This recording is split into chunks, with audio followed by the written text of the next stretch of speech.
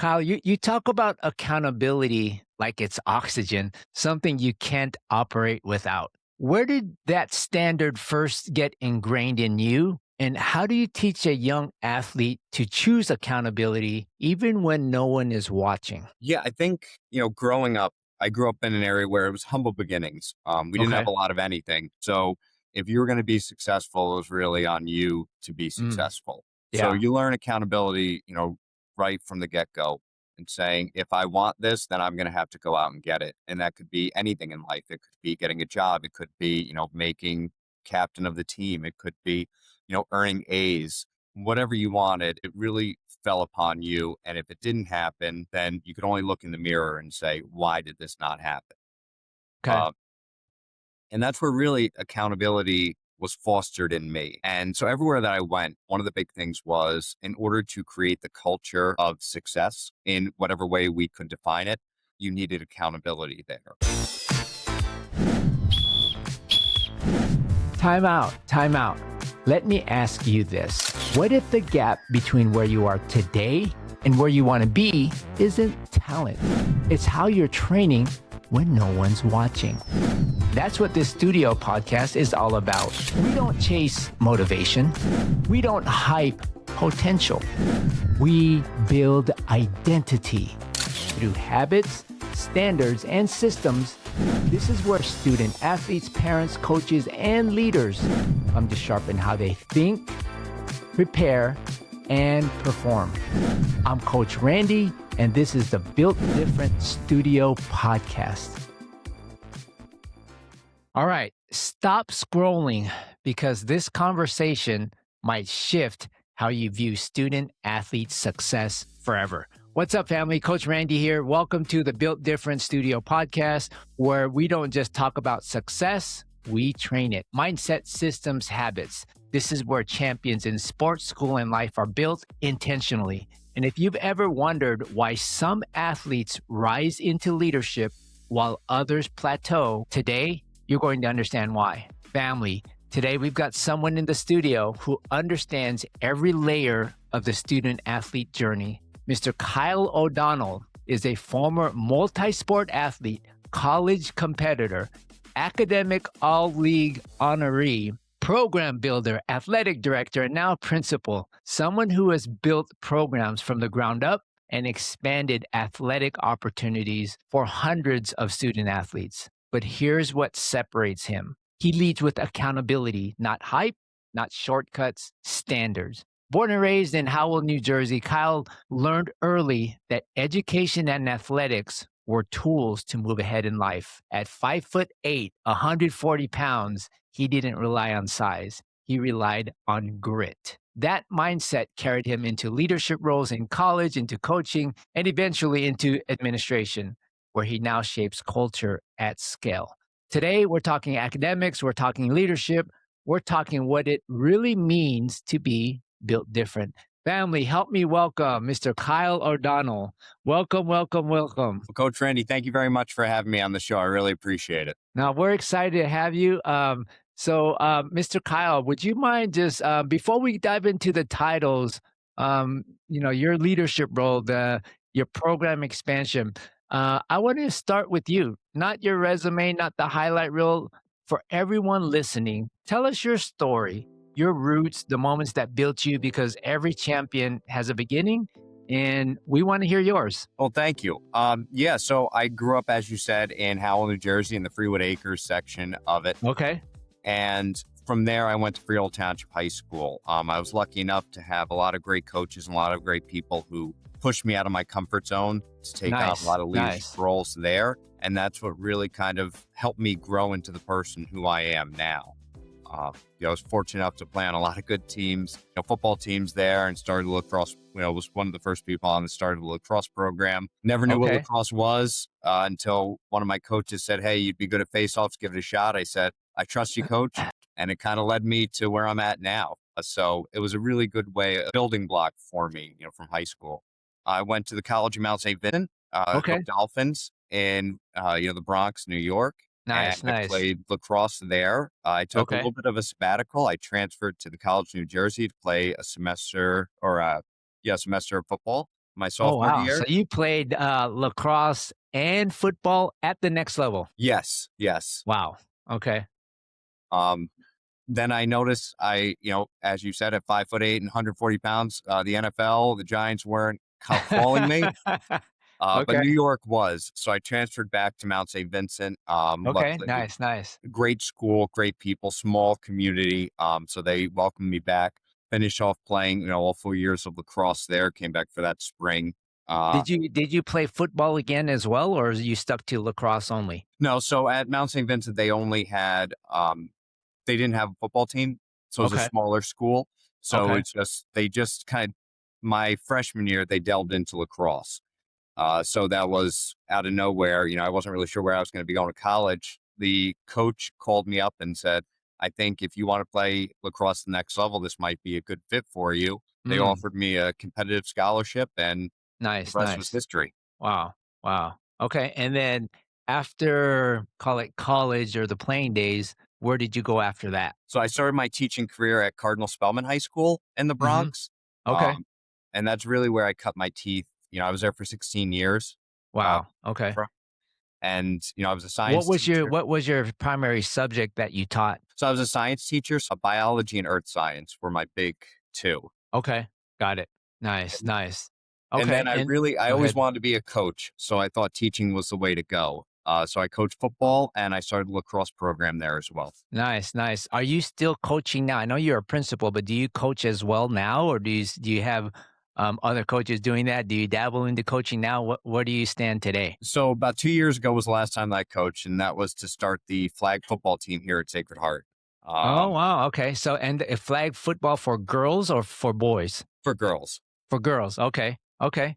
All right. Nice. Nice. So yeah, that flag football, it's gaining a lot of traction. I think there's a lot of colleges now even offering scholarships for flag football or beginning to, right? Well, that's what I was just telling a young lady the other day because she was kind of waffling. She's like, I don't know if I want to play or not. Mm, And we have actually one of my players is coming in and he's going to coach the team this year, one of my okay. former players. And I said, listen, a young lady from Nebraska just got a full ride to play on their team.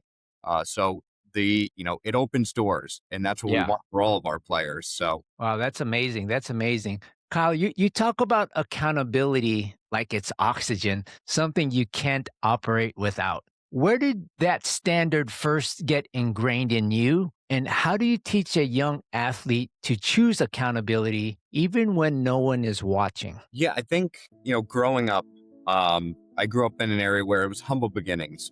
We didn't have Okay. a lot of anything. So if you were going to be successful, it was really on you to be Mm, successful. So yeah. you learn accountability, right from the get go and saying, if I want this, then I'm going to have to go out and get it. And that could be anything in life. It could be getting a job. It could be, making captain of the team. It could be, earning A's, whatever you wanted. It really fell upon you. And if it didn't happen, then you could only look in the mirror and say, why did this not happen? Okay. Uh, Okay. and that's where really accountability was fostered in me.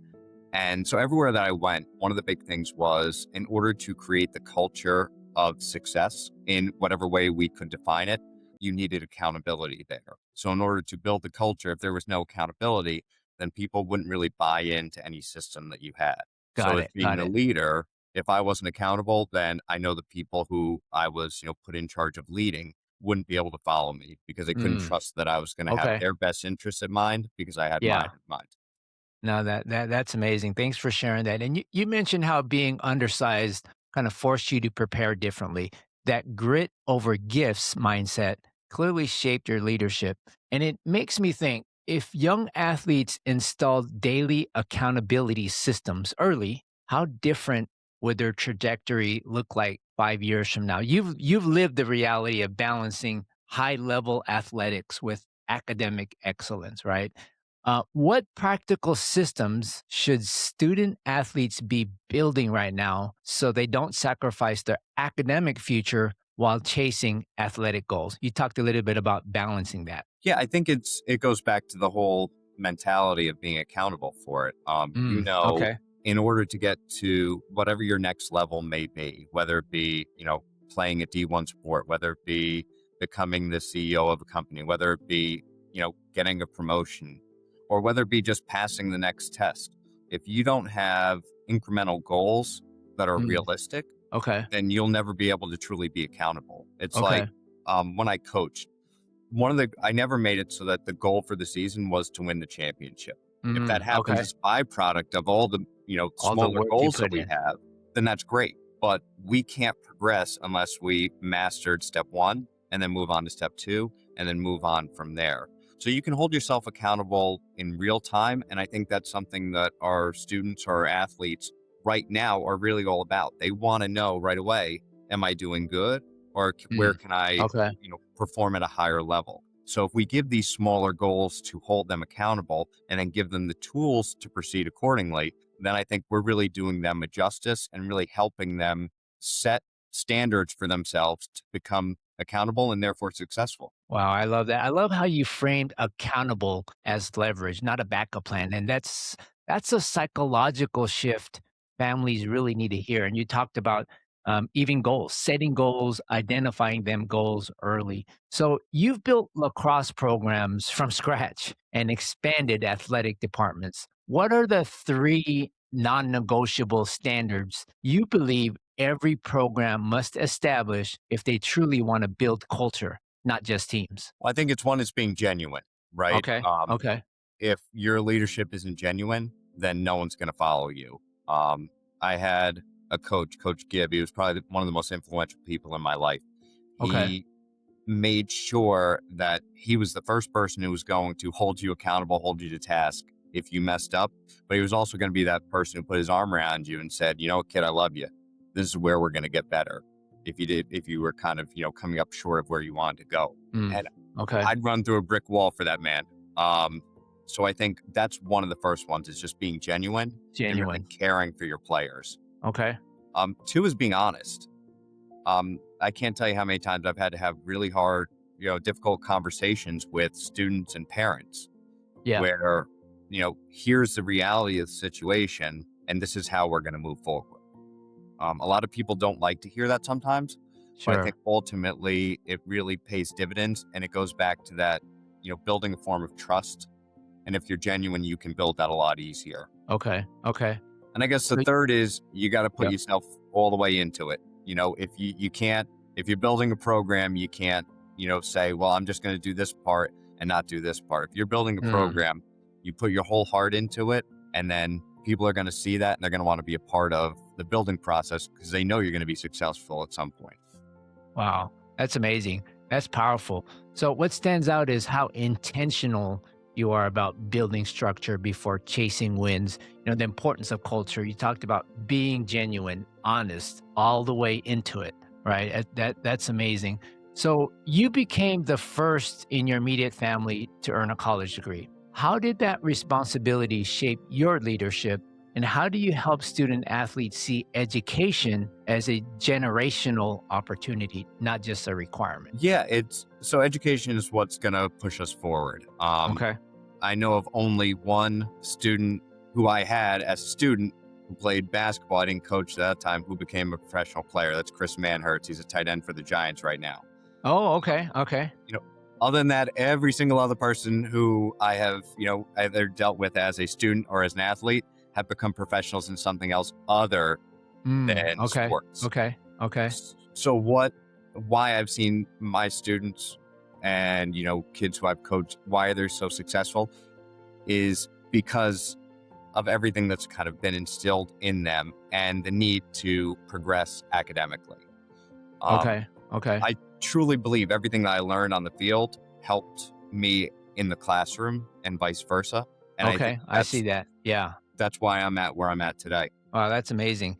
Yeah, I understand there's a lot of correlation between on the field success, in the classroom success, and as a true student athlete, if you could integrate that accordingly and have those goals like you're talking about, right? You could have sport goals, you can have education goals, but if you merge them together, I mean that's the power, right?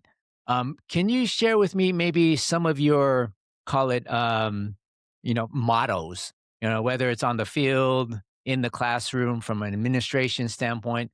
what are some of the mottos that you kind of live by? Well, one of them, I wouldn't be doing the lacrosse program justice if I didn't say this. It was KTM, or kill the moose. Um, KTM. Okay. yeah. You got to explain that. Okay. So I was trying to get people to buy into the system, and in the Bronx, lacrosse wasn't as popular as it is now. It's gaining a lot of traction through a lot Sure. of, Sure. grassroots organizations such as City Lax, Bronx Lacrosse, Harlem Lacrosse. But when I started, there was none of that.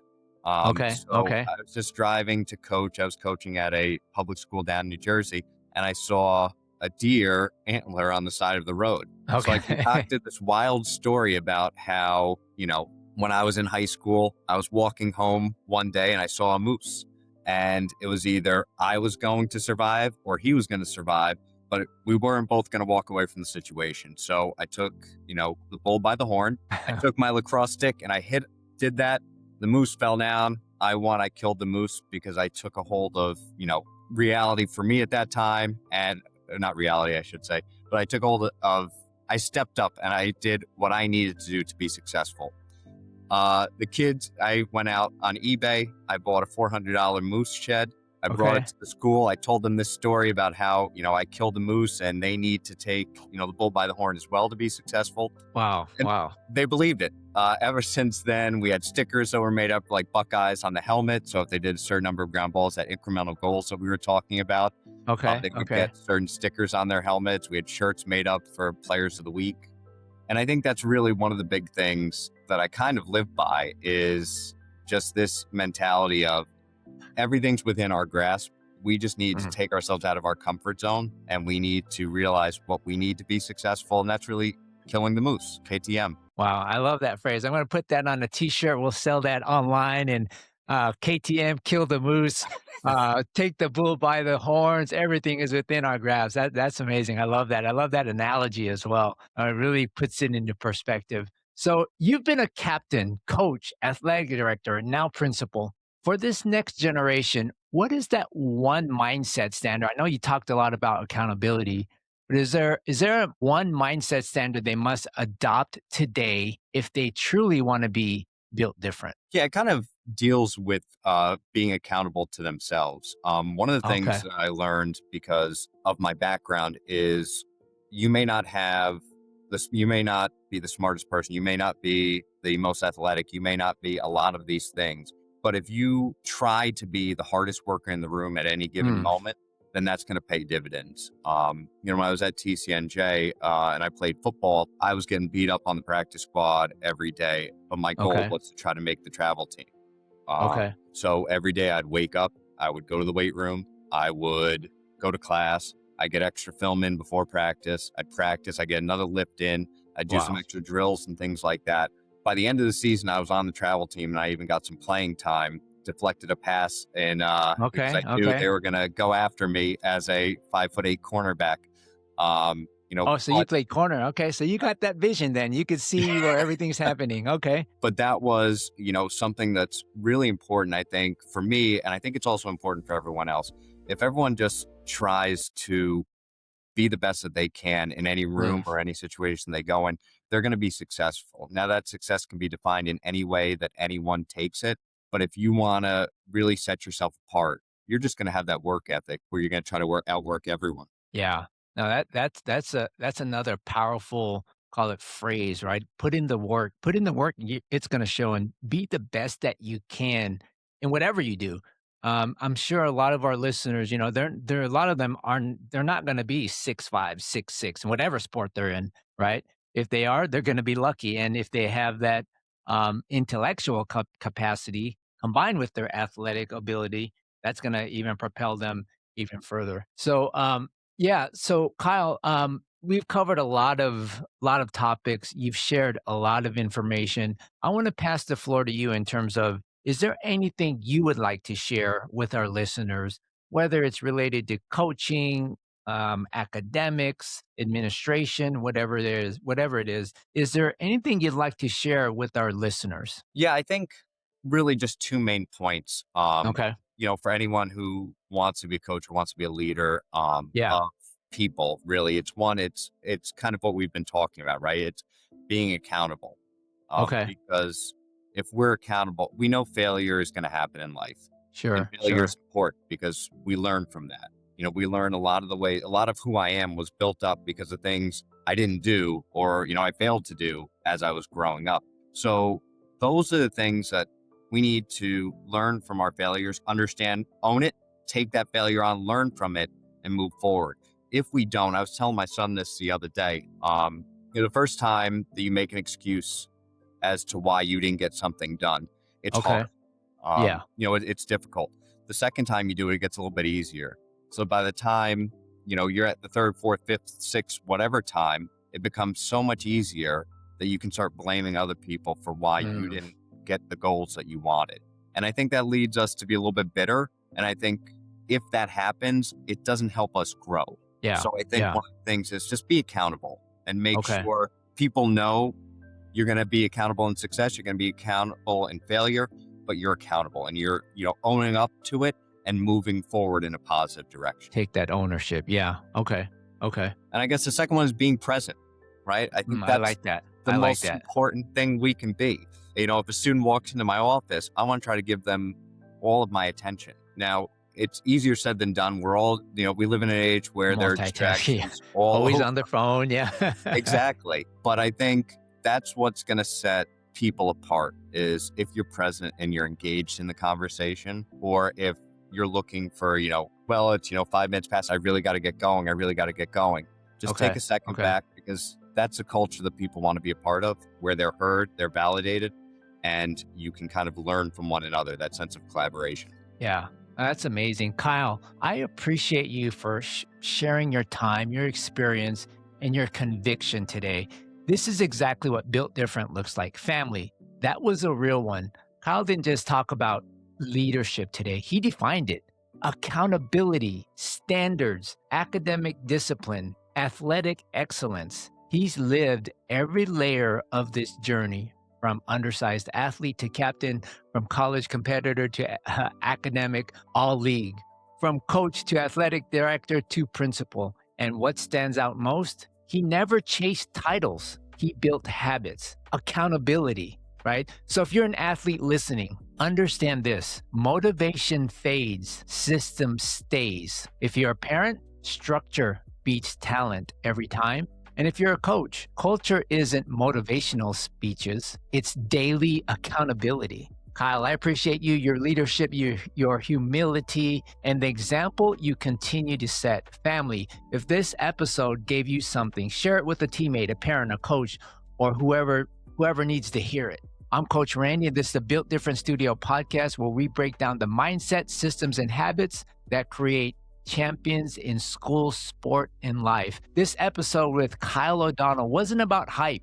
It was about structure. Here's the truth most families avoid. In order to accomplish long-term athletic success, you need exactly structured academic systems, accountability frameworks, and leadership development habits. In order to accomplish this, accomplish and be ready for college, you need exact clarity, planning, and daily execution, not guesswork. In order to accomplish competence under pressure, you need exactly mindset training and consistent evaluation, knowing how to get better and owning what you set out as goals. So again, if this episode resonated with you, don't just consume it, apply it. If you're a student athlete who wants clarity, a parent who wants a roadmap, or a coach who wants structure, visit athleticconnect.com. Apply to be a guest on our show, Built Different Studio Podcast. Access the tools that build mindset, planning, and performance systems. Again, handle today with intention. That's how champions are built. Right on.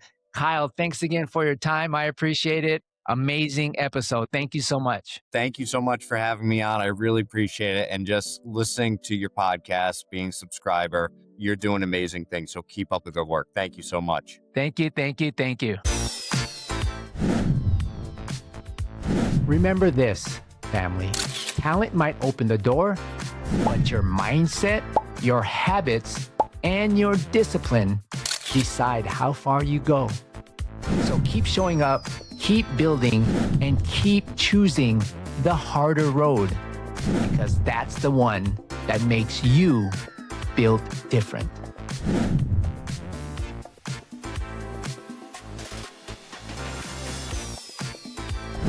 I'm Coach Randy, and this is the Built Different Studio Podcast.